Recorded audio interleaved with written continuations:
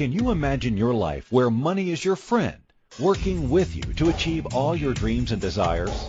If you struggle seeing money as your friend, then join Kathy Cook Noble, financial advisor and educator on understanding how your money can work for you. It is possible. Now, here is Financially Speaking with Kathy Cook Noble. Good afternoon and welcome to Financially Speaking with me, Kathy Cook Noble, and you are listening to the Inspired Choices Network, where we talk about all things great and wonderful to help you with your life. And I encourage you always to reach out to other shows and log into our chat room and talk to us, because you can talk to us directly, you can email, and you can also do what we do. So if you're out there and you're thinking that you have a great skill or ability or even just an idea that you'd like to run by somebody and say, would this be helpful to people and help them to improve their life, then reach out to Christine at the network and ask her about it and ask about being a host, because there's always opportunities that are coming up, and there's certainly lots of opportunity for you to help other people out there. And that's really what we do here at the Inspired Choices Network. We take every aspect of your life, and we have a show that can help address any questions, issues, concerns, happiness, or just reinforce if you're doing things well, and if you just want to have some conversation and community to help support you. So please reach out. I know there's people out there that think, I'd like to do that, I wish I could do that. You can do that. So reach out and talk to Christine about setting up your own show, and she helps work through all of it. You don't have to know anything. You don't have to know anything at all. Trust me, I speak from experience. She tells you everything about how to work the technology. She tells you how to put together all your show information. She tells you how to log in. She holds your hand all the way through, so there's no excuse. Reach out, email, call, text, whatever your best preference of communication is. So what we do here on Financially Speaking, when I say what we do on the network, we specifically break down the financial part on the Financially Speaking show. And we talk about various concepts in finance that people either are scared of, annoyed about, don't understand, or just plain glazed over when they hear somebody talk about it, and they think it's beyond their ability to understand it. And I'm here to tell you it is definitely not. You can understand your own stuff. You are perfectly capable of understanding all your stuff, and you should understand your stuff. You don't need to understand your neighbor's stuff or your cousin's stuff or everybody on TV or the top 1% of the wealth people that you hear on the news right now lately, especially in the U.S., because you guys have that election going on, and there's a lot of conversation about that top 1%. And do you really need to understand the details of what they're doing and how their finances work? I don't believe you do. I think you just need to know your own. And just on a side note about the 1%, the stuff you hear, and this is what today's show is actually about, what you are hearing on the news about that top 1% is only a small bit of what they actually have and how complicated their stuff is, because it's a political thing, remember. So they're only going to teach you and tell you the stuff that they want you to, so that you vote in their favor. But just remember, you just need to understand your stuff. And by understanding your own stuff, you will understand when there's conversations about that just a tiny bit better, and you'll feel a little bit more informed. So there's so many spin-off advantages, I think, of understanding your finances. It helps you be more informed, in this case, on that one specific topic in the U.S. It also helps you to do better with your own money. It helps you to be less stressed. It helps you to be more focused on what matters to you rather than stressing every day about what's happening with your money. So that is what we're going to break down every week here on Financially Speaking on the Inspired Choices Network. Now today I'm going to take on a topic that a lot of advisors get nervous about. So in my day job as a financial advisor or as a bookkeeper, specifically I'm talking today though about as a financial advisor. A lot of advisors get afraid and shy away from talking to people about fees and how they get paid. And there's a lot of talk out there, especially in Canada right now, about fees and how advisors get paid and compliance and the requirements and disclosing all this stuff to clients, and clients typically don't care or understand it because it's not about their money. So now I'm talking about the advisor side of things and how it makes them a little bit, it's either awkward or nervous or just uncomfortable, and they don't know how to handle it or bring up the topic, or sometimes it's just that people really don't care, but the advisor's required to tell you about certain things. So today we're talking about the fees, and it's not just about the fees when it comes to financial planning or financial advisors. So of course the fees are a factor in the investment, but they're not the only thing that you should think about, and they're not, I believe they're one tiny piece of the equation, because they're not the only thing that should decide what you do, how you do it, and who you do it with when it comes to your money. So today we're going to talk about fees.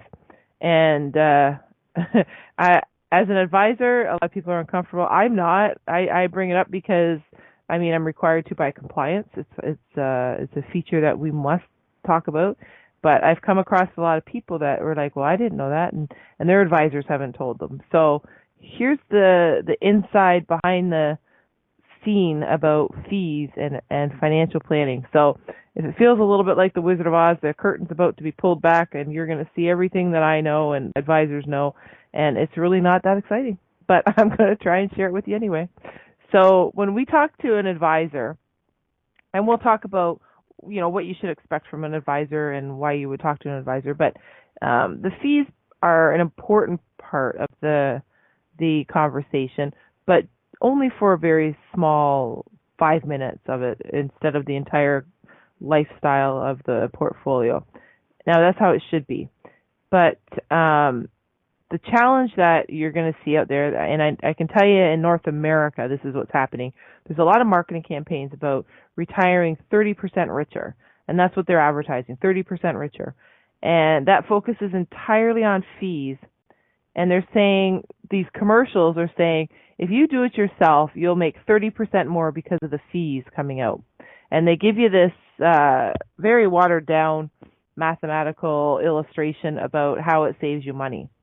Well, I'm here to tell you that there's a lot of misunderstanding and misdirection in that. And the focus shouldn't be entirely on your fees, because when you do that, you overlook the impact of all the other factors, and that's what ultimately leads to your investment success. I'm going to tell you, the fees of an advisor, while they matter a little bit, they're not going to be the key to your financial plan and your whole financial future. So just keep that in mind. And I know people they see these commercials. I've been asked about these commercials, and they're misleading you to tell you can retire 30% richer. So in the end, the most important thing that you want to measure in your portfolio success is the overall investment outcome. So thinking that the only way to retire richer is through lower fees may be a very, very oversimplified view of how your portfolio is. And if that is the case, and the only thing that's affecting your portfolio is your fees, then maybe we should be talking about what's in your portfolio. But the fee-only focus, it doesn't take into account that your returns are not linear and they're not equal to the portfolio. So if you take so what's happening is if you're taking a fee difference and multiplying it out over a number of years, which is what the ads show you, it's not a realistic comparison of what actually happens between two investments. So that's where you want to be very careful about what gets misleading. And this is where I like to take the financial stuff and break it down to make it very simple, because I think you can.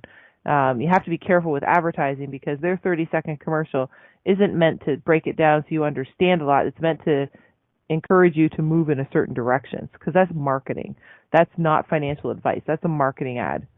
So that's one of the big differences. And people see that and they're like, oh, I can retire 30% richer if I do it myself. But I'm going to share with you some real numbers that tell you in the long run, if you don't work with an advisor, then you do not end up in the higher end of your investments. You can certainly do it, and I'm not telling you can't. You absolutely can do it yourself. you're certainly capable of doing it. You can physically do it yourself.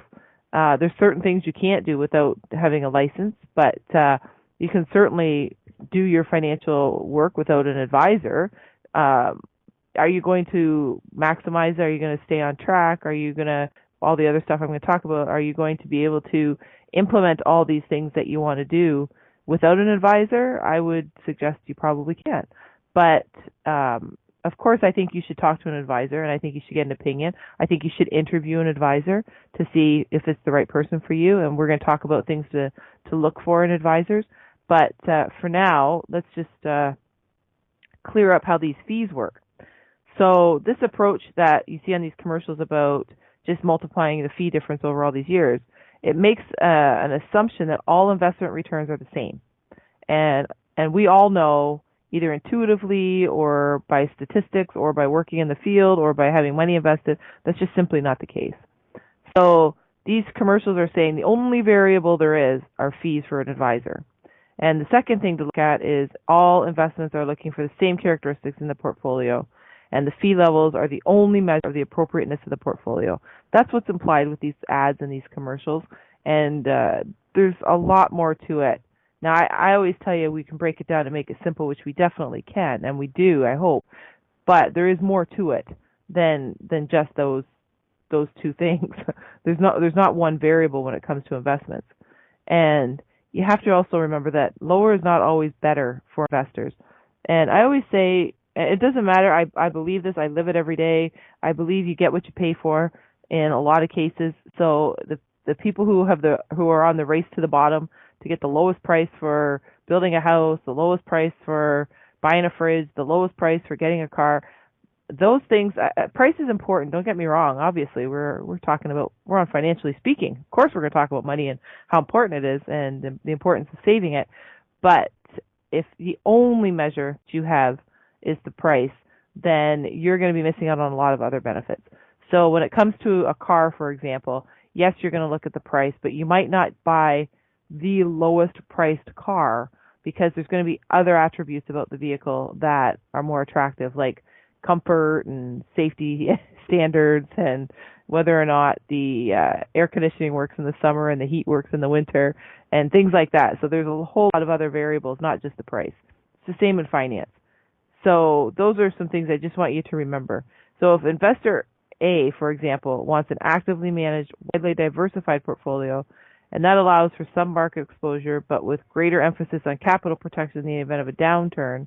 And investor B wants market exposure first and foremost, and these two investors in this example should be in significantly different products and portfolios, and neither should be shopping for the lowest fees as the one and only decision-making factor, because what's going to happen there is you've got two people with two entirely different goals, entirely different stages in their life, entirely different ideas about finance, and they're just looking for fees. So are they going to end up in the same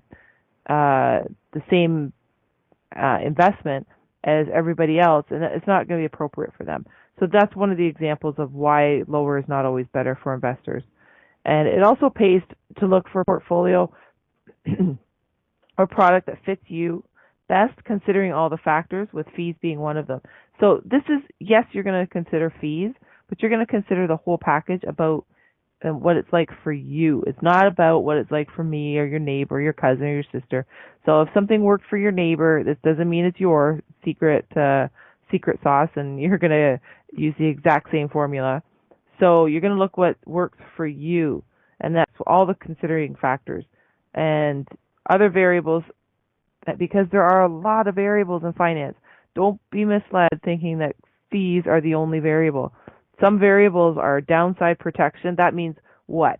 That means when the market starts to go negative or go down, you're protected from losing your capital. So there's volatility, that's a variable. There's estate planning benefits and tax efficiency. These could be key priorities. As we know, taxes change all the time. There's a huge conversation right now about implementing a tax on the wealthy in the U.S. for the presidential candidates, and whether or not they should, how much they should, how would it be implemented. Just that everybody thinks one tiny conversation is going to have a big impact, and it's going to be very complicated on implementing. So taxes change all the time. That's going to be a priority decision. And there's a whole lot of other variables that we're going to look at on time and your particular makeup, specifically your age, your length of time for investing, your goals, all those kind of things.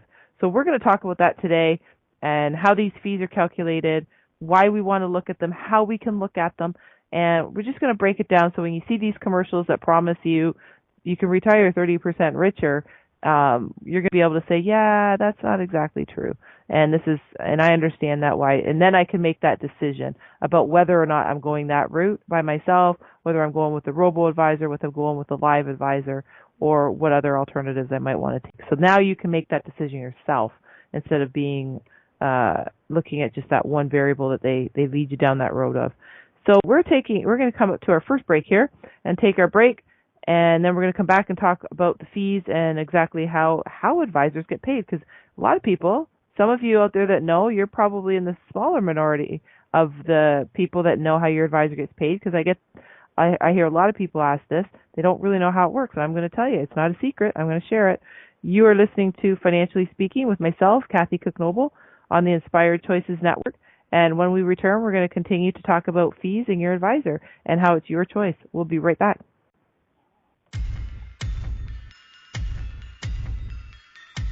Too many of us get caught up in the unreal lives of reality television and complete to acquire stuff, which is setting us up to accumulate lots of debt. We're scared, confused, and don't know who to talk to. By tuning into Financially Speaking radio show with financial advisor and educator Kathy Cook Noble, you'll learn tips you can use to improve your financial health, which in turn can improve your overall health and make for a very happy life. Live a life you can afford and enjoy. It is possible.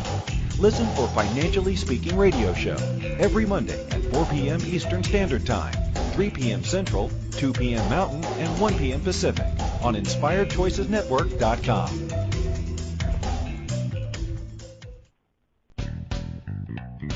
Are you a subject matter expert?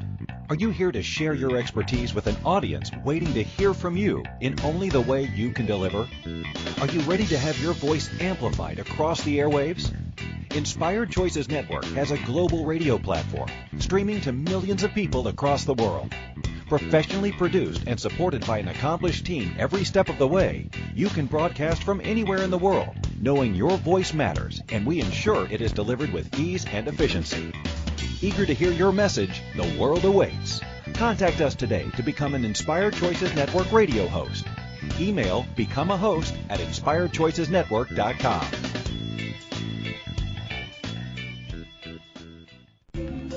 This is Financially Speaking radio show with financial advisor and educator Kathy Cook Noble. To participate in the program, call in the U.S. 815-880-8255.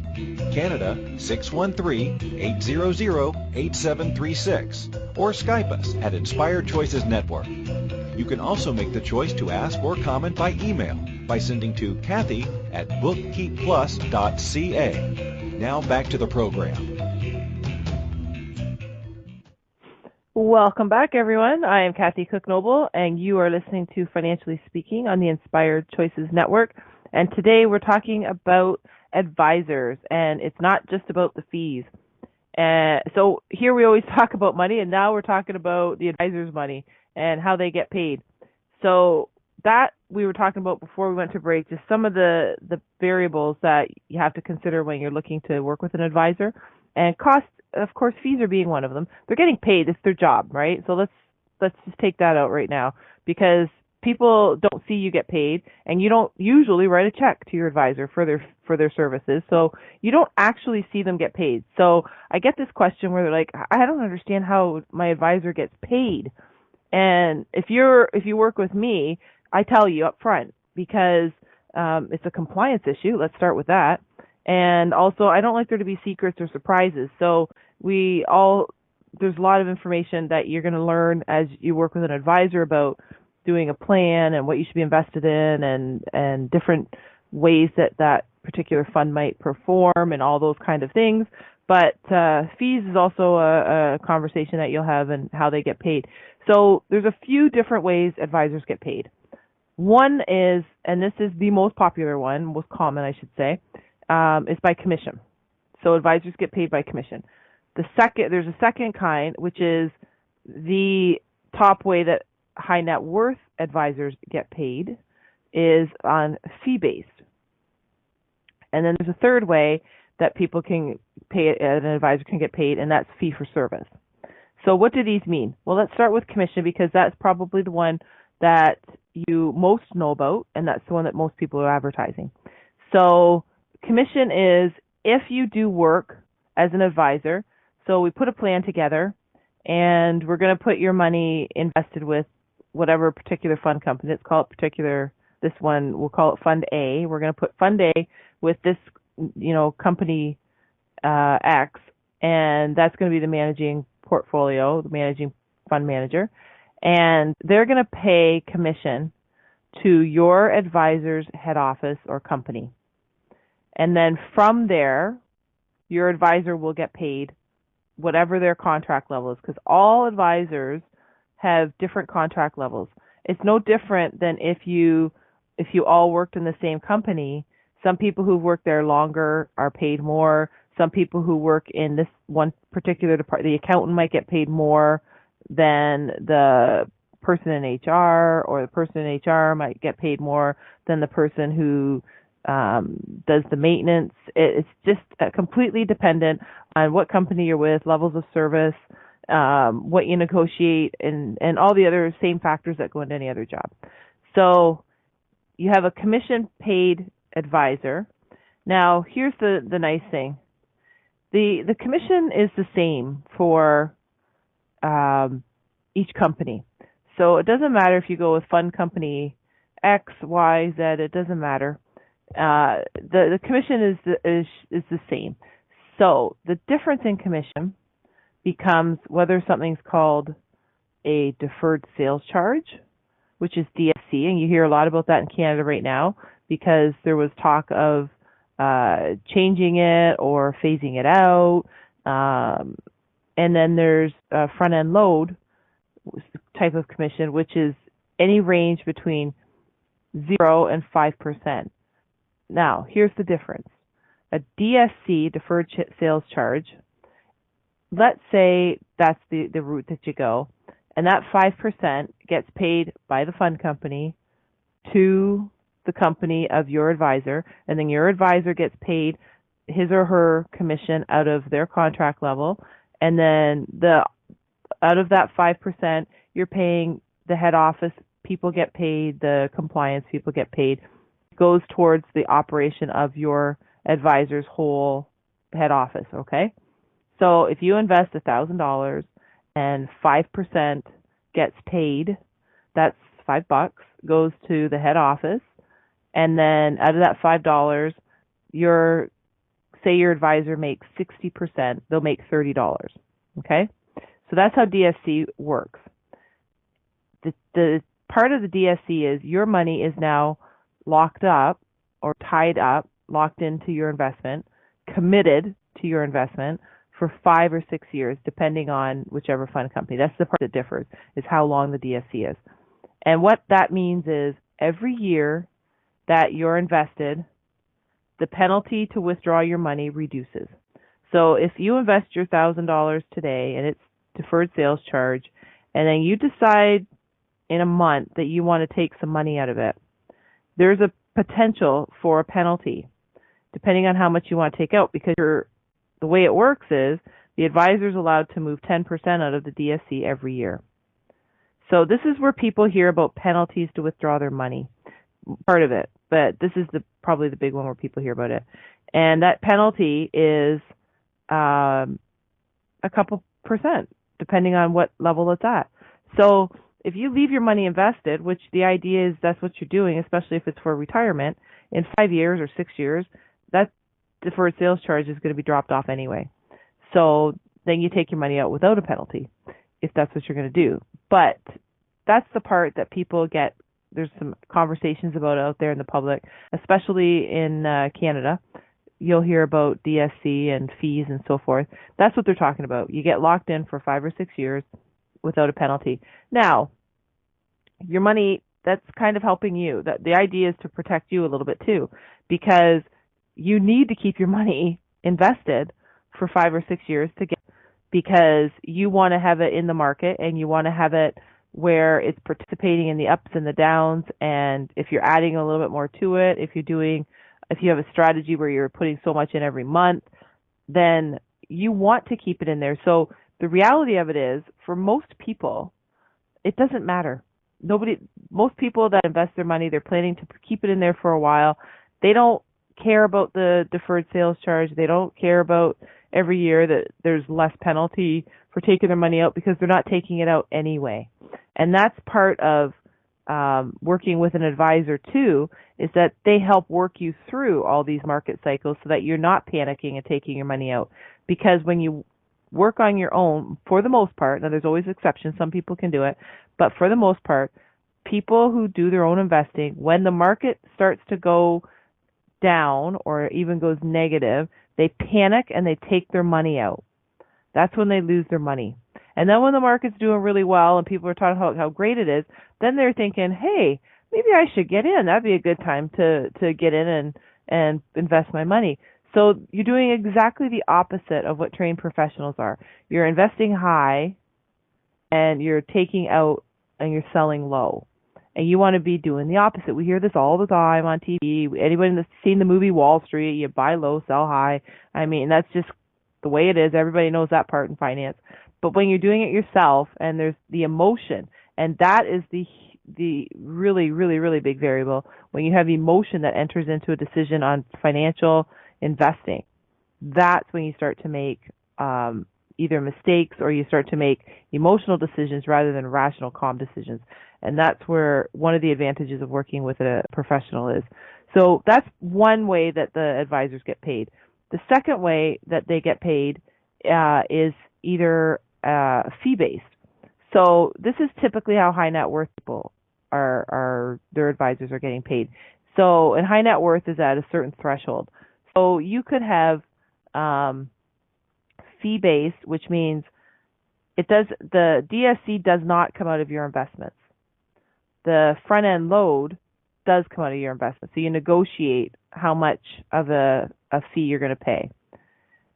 A fee-based is very similar in the fact that you have an amount, say it's 1%, that is going to be paid to the advisor's company.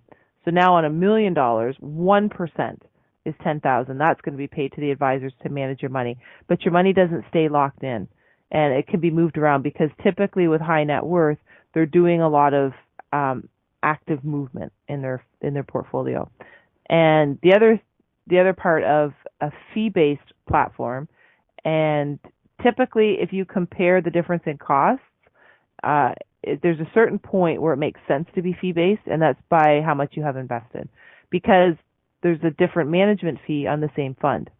So not to be confusing, but the fund charges a certain amount, and when you for that portfolio manager and the fund company, so say it's 2%. If you're a DSC client, then that's it, and that money does not come out of your money. You're not paying it directly to them. But a fee base is a lower management fee, but then you are paying the advisor, or the advisor's company rather. So what happens there is a different type of advantage, and that is sometimes, depending on what you're invested in, that fee can be deducted from your taxes in Canada. And the reason for that is because you're paying a professional fee directly, and it just depends on what you're invested in, if that's a deduction or not. So that's why that's a consideration, depending on your level of investment and depending on all the other variables about whether or not that's the way they're going to set you up. So those are the two. The third one, final one that you might know, and this isn't the most popular, and that is fee for service. So that would be just like your accountant or your hairdresser or your dentist. They charge you a certain amount for the fee they charge you a certain fee for the service they perform. So if you come into an advisor and they say, I am fee for service, and they say, I charge you X amount to set up your plan and then so much every month to manage it, then you're not paying the other fees that I just talked about. So there's not a lot of that, and you don't see or hear of it a lot, but it is an option out there. So if it comes up and you hear it, then you'll know. But the other two are by far the most popular and the most common. So that is we're coming up to our second break here. We're going to take a break, and then we'll talk a little bit more about fees and why they work the way they do with managers and advisors, and considerations that you want to have if you're deciding to do it yourself versus working with an advisor. So I want to make sure you make the best decision for you. So stay tuned. You are listening to Financially Speaking with myself, Kathy Cook Noble, on the Inspired Choices Network. And when we return, we're going to continue to talk about fees and exposing the myth behind how advisors get paid. We'll be right back.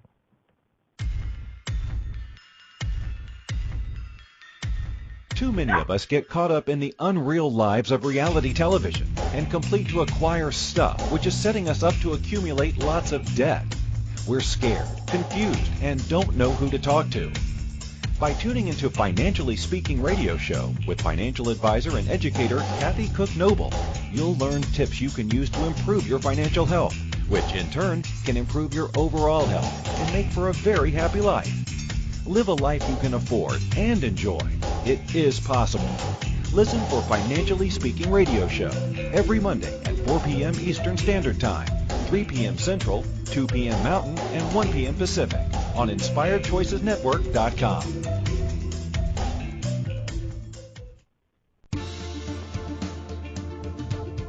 Money is complicated, right? Actually, no, it's not. You don't have to be a trader on Wall Street to get a handle on your money. TV shows often instill fear to keep you believing you can't understand it or do anything yourself. If dealing with your finances brings up a lot of other F words, then you need to read All Ladies Should Use the F Word, A Guide to Loving Your Finances by Kathy Cook Noble. Kathy helps you take control of your finances and leave the other F word, fear, in the dust.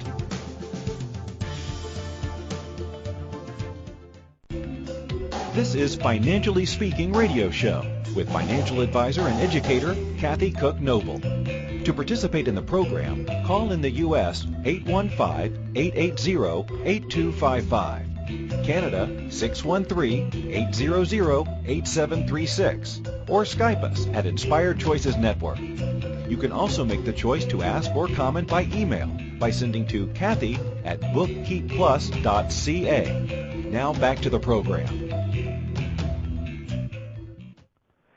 Welcome back, everyone. I'm Kathy Cook Noble on the Inspired Choices Network, and you are listening to Financially Speaking. Today we're talking about fees. It's not just about the fees. We want to know how the advisor is getting paid, and we want to know if it's worth it. We want to know what we get for it, and we want to know how it impacts us. So I said before, and I'll say it again, you can do it yourself. There's no law that says you can't.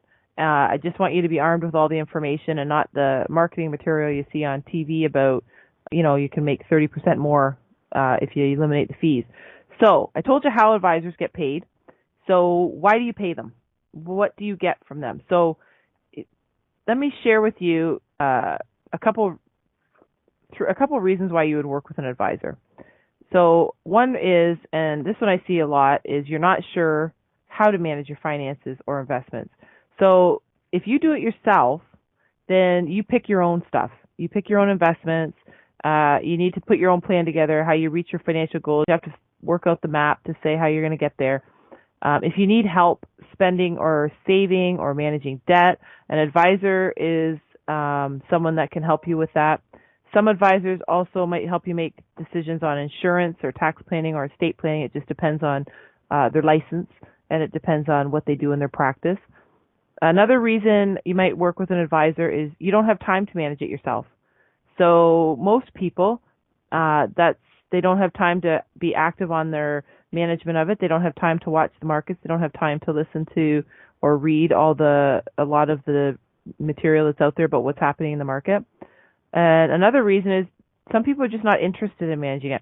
For some strange reason, I find people don't think the finance stuff is as exciting and as fascinating as I do, or as it really is. believe it or not everybody thinks it's exciting, and they don't want to do it.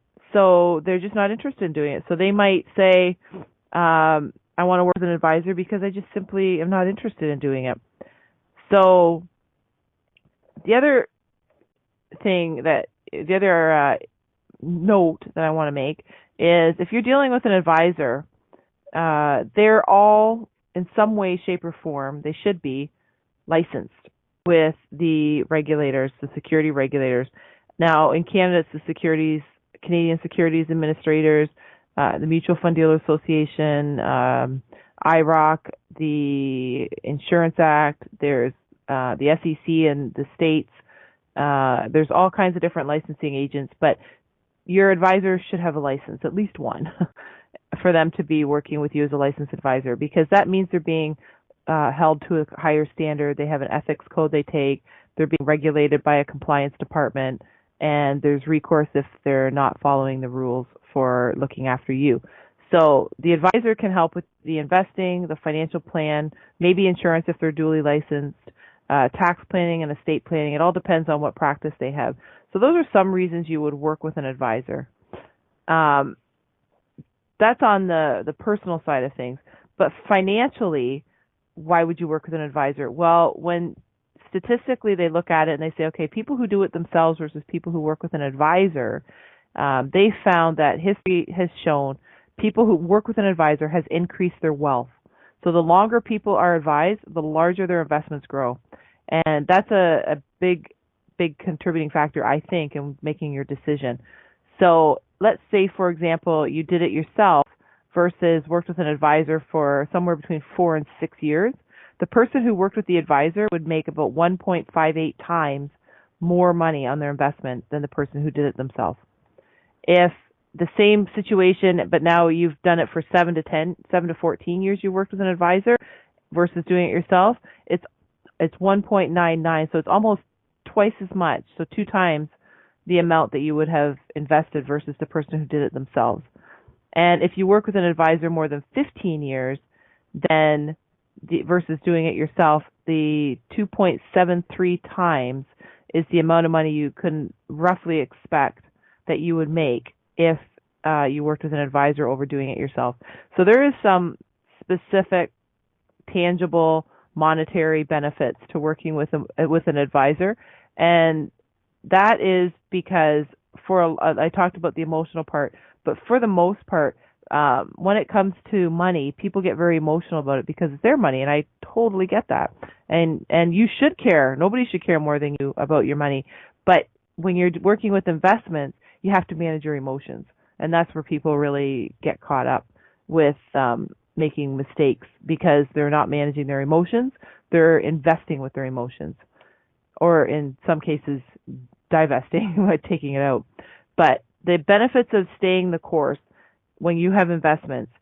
So just to give you an idea, we all remember the 2008-2009 financial crisis, and the peak of the bottom of the financial crisis was March 2009. And they've studied and said, okay, what happened for the people who just stuck through the crisis and just stayed the course? What happened with the people who remained invested, and what happened to people who just sold low because they were emotionally investing and they were panicked and I want to save my money? So let me just give you some financial numbers. If you remained invested in a balanced portfolio as of March 2019, you would have had your $100,000 invested would have been up to $208,845 10 years later in 2019. So if you just kept your money invested for 10 years, that's what would have happened. Your money, your $100,000 would have been now worth just shy of $209,000. If you sold at the low point in 2009 out of panic, and you invested in bonds 100% because you thought they were safer, because that's typically the attitude that people think bonds are safer. If you had done that to be safer, then your portfolio would now be worth $161,200. So your $100,000 would be worth $161,000. If you sold if you were doing it yourself and you panicked and you took it out and you invested it all in a GIC, then your portfolio, your 100,000, would now be worth $109,604. So by working with an advisor, or by just simply staying invested and not doing anything, you're talking a difference of almost $100,000 in 10 years. So it can be significant.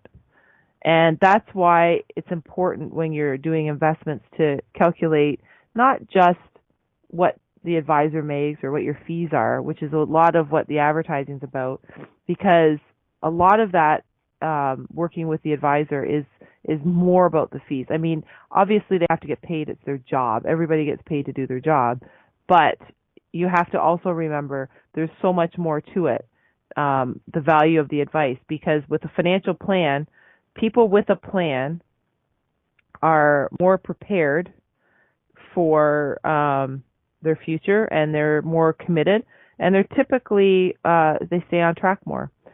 So if we think for a minute, what should we expect from our advisor? Because, you know, they're getting paid to do their job. What do we expect? We expect them to make us clear and specific recommendations and explain how these are going to meet their goals. We expect an advisor to explain the risk involved with all our investments that they recommend. We expect the advisor to answer your questions about investment products and strategies. We expect them to keep your personal information safe. We expect them to get your permission before buying or selling an investment on your behalf.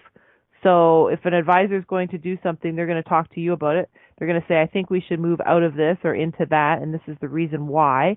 And can you give me your permission to do that if you agree with me? And then they take care of executing it. And typically, that should be done in writing, unless there's other arrangements made, and there are some specific reasons why you wouldn't. But for the most part, you might get that in writing. But for sure, you're having a conversation about it. And you're expecting an advisor to send you regular account statements, meet with you maybe once a year, unless you don't want to, but usually it's once a year, just to talk about your investments and any progress, update your plan, see if there's anything that needs to be changed, if it's not appropriate anymore. But there's also stuff you should not expect your advisor to do. You should not expect your advisor to guarantee any market performance. You can't guarantee anything with the exception of a GIC rate. And that is, again, that's a different product. There's different times and places for each product, but advisors cannot guarantee market performance. So just because your fund performed 10% last year doesn't mean it's going to do it this year or the year after. They also can't they also can't buy and sell investments with unclear instructions. Like, they're not going to buy and sell something without telling you the reasons why. That's what we should not expect them to do. We also shouldn't expect them to have achieving unrealistic expectations of profit or always recommending profitable products. So sometimes you're in an environment where it's just not possible to always tell you that you're always going to be making money. You're always going to be doing 7%. They should never be saying that to you. So never be guaranteeing stuff like that. So those are things that you're going to watch for if you're going to talk to an advisor. So we're coming up to our second break. And when we come back, I'm just going to wrap up our conversation about fees and why we would work with an advisor or why we wouldn't, and the value that they add to it. We talked about how much they get paid and how they get paid. We talked about the financial impact, like specifically that they could have on your portfolio. And now we're going to talk about we're just going to wrap it up and say, okay, what value do they bring? If they bring any value, what should you be looking for? So, okay, we'll take our third break tonight, and we'll wrap up our conversation about fees and advisors. So don't go anywhere. You are listening to Financially Speaking with myself, Kathy Cook-Noble, on the Inspired Choices Network. And when we return, we're going to wrap up our conversation about our advisor and their fees. We'll be right back.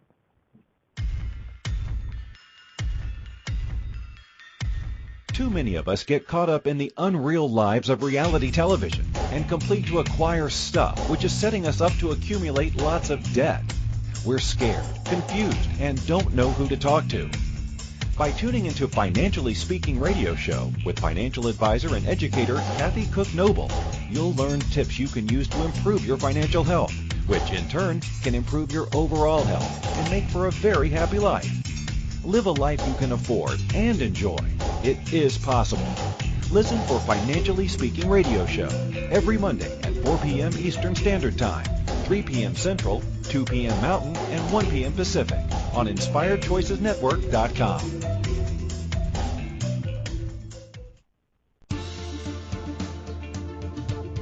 Money is complicated, right?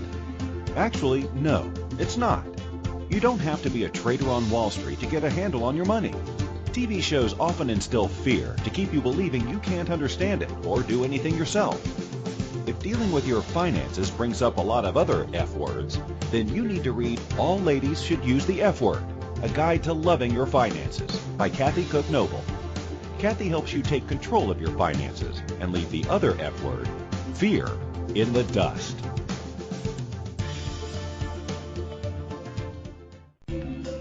This is Financially Speaking Radio Show with financial advisor and educator Kathy Cook Noble. To participate in the program, call in the U.S. 815-880-8255, Canada 613-800-8736, or Skype us at Inspired Choices Network. You can also make the choice to ask or comment by email by sending to Kathy at bookkeepplus.ca. Now back to the program. Welcome back, everyone. You are listening to Financially Speaking with myself, Kathy Cook Noble, on the Inspired Choices Network. And we have been talking about fees and our advisor, and it's all about fees, and it's all about you. It's always all about you, and that's the thing that you want to remember. It's about you and your money, and now you know how advisors get paid, and you know, I assume that you know that they would get paid, or you'd at least suspect that they got paid somehow, and that's how they can do it. So when you're deciding whether you're going to do it yourself or whether you're going to work with an advisor, don't be afraid to interview different advisors to find one that fits with you. I've talked about that before on the show, but it's the same as finding a good hairdresser, let's be honest. Sometimes they get it, they know your hair, they get the right cut, they get the right color, whatever the case may be, and you're comfortable with them for whatever reason. That's your person that you're comfortable with. It's the same with your advisor. Get comfortable with that person. Make sure they do what you want them to do. So there's a lot of people that are looking for planning components outside of just product selection and portfolio recommendations and retirement plans. They're also looking for a holistic view of the individual financial situation that they have, and they want help navigating through different planning options. So that could be retirement planning, insurance strategies, tax efficiency, children's education, long-term health care, concern about protecting their income if anything happens to them, which is such a huge problem with healthcare in terms of, especially people in the States, that's your number one cause of bankruptcy is health bill or medical bills, because health is expensive if you don't have good health. And using the healthcare system, people in Canada, there's a misnomer that it's free. It's a very expensive system that we have, and it's prepaid for with our taxes, if you think of it like that. So if you're not using the hospital, you're still prepaying for it because it's coming out of your taxes. That's how I always like to think of it. The United States is you pay for it for when you need it. That's the difference. So, and ours is obviously because it's going through our taxes, it's controlled by the government. The United States is more private. But you can have health benefits and coverage for it, which I strongly recommend you talk about what the best package is for you, because you don't want to be caught if something happens to you. So anyway, there's 10 things that I just want to leave you with that advisors provide immense value for, just so that you can think about it and also look for it. These are all things that I want you to look for too. So as an advisor, advisors can help clients create and maintain comprehensive financial plans and help them establish and organize their goals. They can remain disciplined even when the markets are highly volatile, so they can stick to their long-term plan. That is one of the key values that an advisor brings to you, is they remain disciplined when you're sometimes panicked. They can adjust the plan whenever significant circumstances happen in your life. For example, you get married, you have children, you lose your job, you get an inheritance, whatever the case is. They can invest in products and solutions that are suitable for their time horizon, risk tolerance, and financial goals, and that is for you, the client, your specific ones.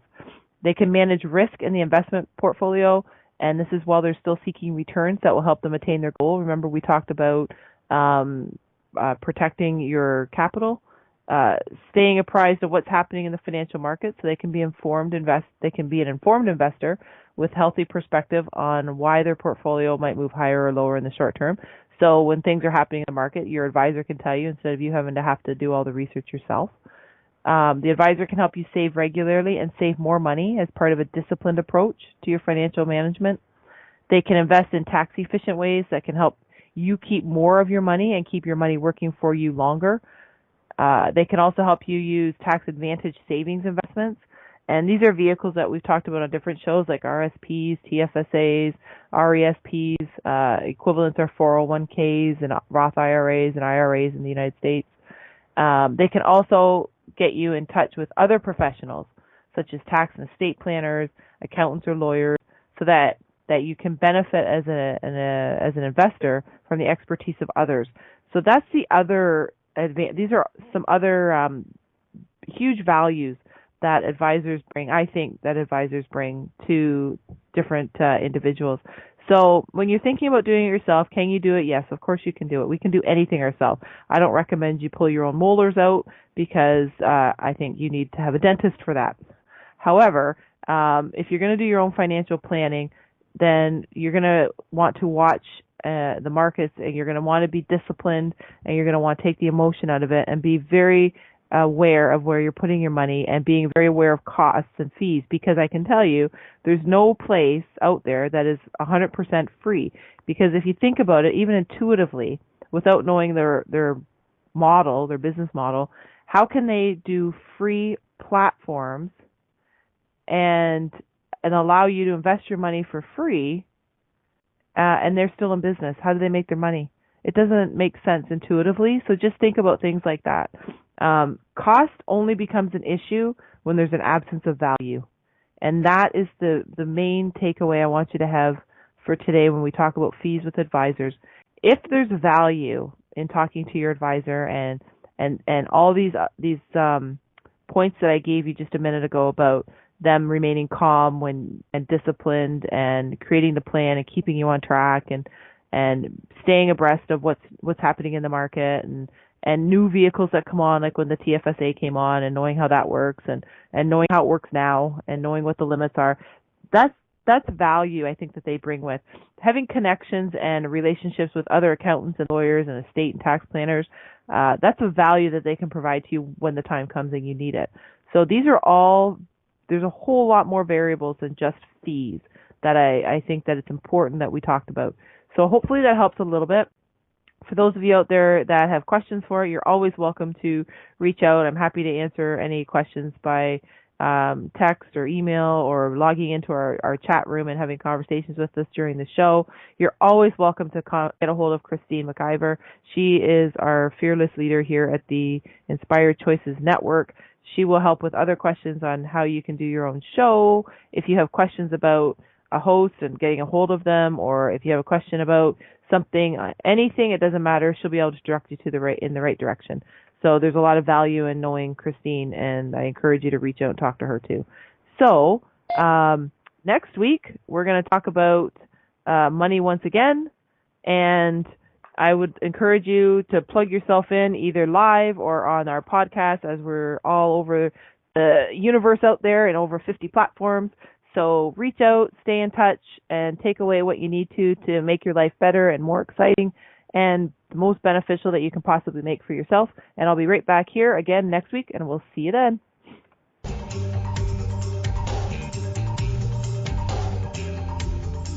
Thank you for choosing to listen to Financially Speaking Radio Show.